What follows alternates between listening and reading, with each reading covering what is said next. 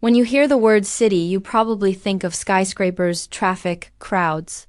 But if you watched our first two episodes in this series, you probably noticed that Chinese cities don't really look like this. So what's going on?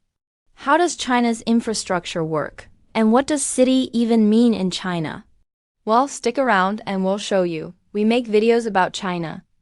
Well, unlike many countries, China's population isn't concentrated in its cities. Even today, half of its citizens live in rural areas. But for those of us who do live in cities, how do we know which ones we're in? In China, your local government will usually tell you what city you're in.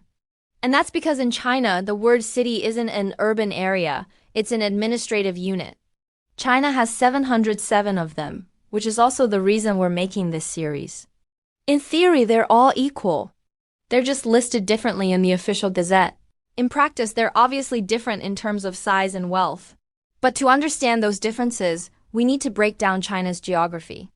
China has 4 types of cities, and their names often indicate their importance. First are municipalities like Beijing, Shanghai, Chongqing, and Tianjin. These 4 cities report directly to the central government, so they have more freedom to set their own policies and attract investment. Then there are the sub-provincial cities, for example, Shenzhen, Guangzhou, and Hangzhou. They also enjoy extra privileges and autonomy, although they might not be quite as much as the municipalities.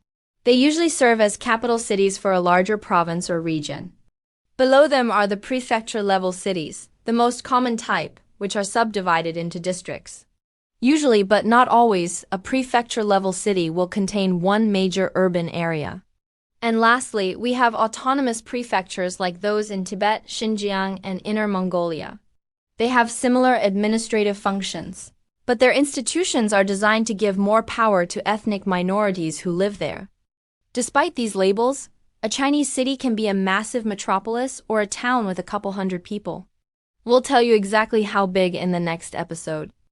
First, we need to introduce you to some characters. Hi, I'm a designer.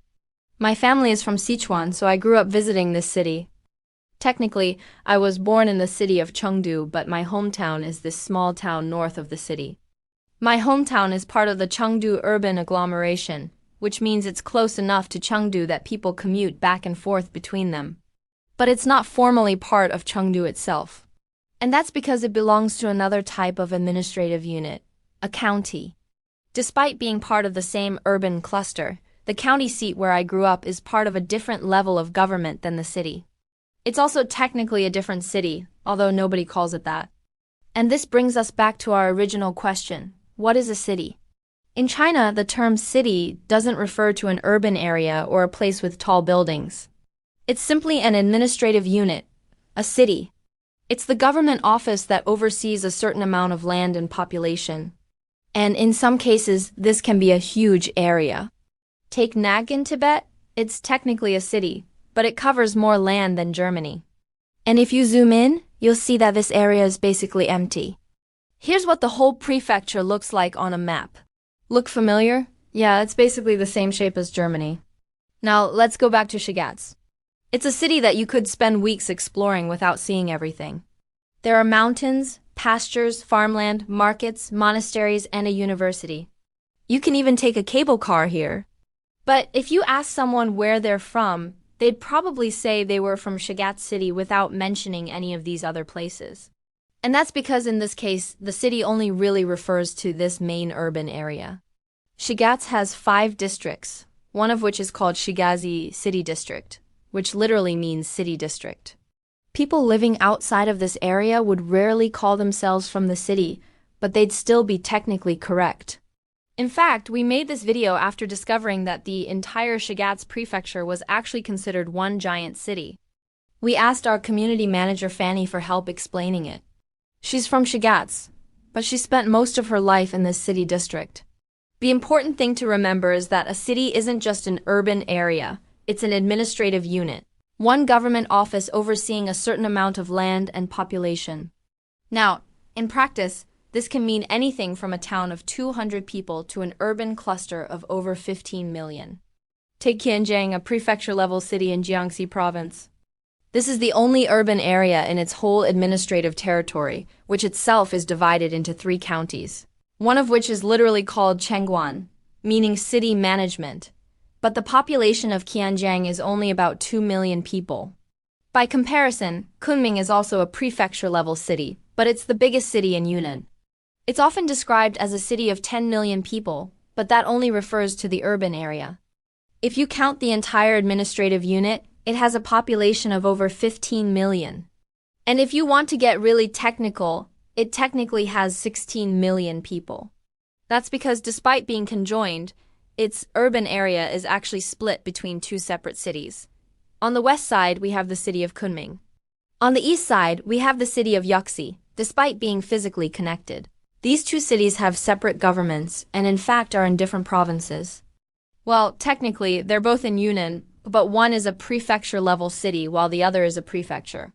Remember, a prefecture is an administrative unit that's higher than a city, but they both exist in the same province. Okay, now add 2 more cities to the mix and things get even crazier. Back to the map.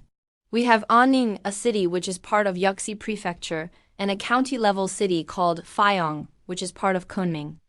The end result is a continuous urban area with no clear dividing line, but with 4 separate governments. So what's the takeaway here? We have a single urban area with 4 different levels of administration. The moral of the story is, don't assume the way things are labeled in China are the same as where you're from. Labels don't always reflect how things function in reality. Our China in 5 inches series started just as we wanted to learn more about China and cities became the only gateway for knowledge. We wanted to highlight the fact that China's administrative divisions are so numerous and strange that we couldn't possibly cover all 707 of them in just 5 minutes. But as we dug deeper into each one, we realized that the China in 5 inches concept didn't really matter. Sure, we can give you some facts and figures about each city in 5 minutes, but they're more than just numbers. They're part of a system. A system of governance, of tradition, of identity. And understanding how each one fits into this larger picture gives us a new way of appreciating modern-day China. Thanks for watching. Next week, we'll share with you how these cities are governed and how it all ties together to build China to where it is.